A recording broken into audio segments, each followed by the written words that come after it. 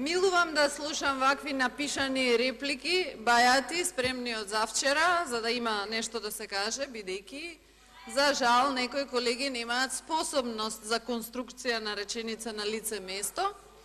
На моите наведени 30 на елементи за тоа зошто ова програма која што чини 21 милион евра граѓански пари не е добра, очекував дека ќе добијам одговор, но тоа што се вратија дискутантите 15 години назад, значи дека нема ниту еден аргумент за состојбите денес.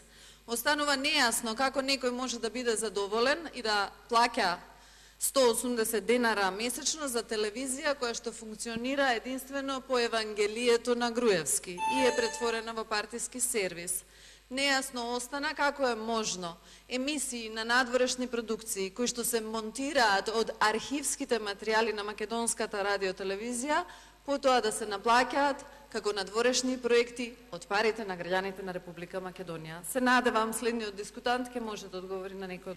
Кога се нема нови аргументи, ќе се манипулира понатаму со старите.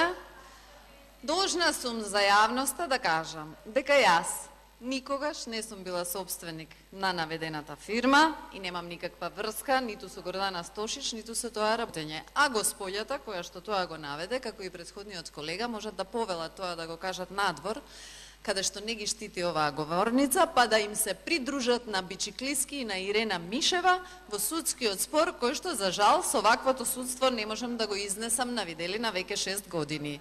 Но она што не остана објаснето за јавноста е како е можно во денешните 21 милион евра кои што ги бара македонската радиотелевизија да има околу 3 до 3,5 милиона евра средства за независни продукции и копродукции, од кои што актуелното раководство на ВМРО ДПМН и директорите во македонската радиотелевизија треба да заработат провизии од најмалку 10%.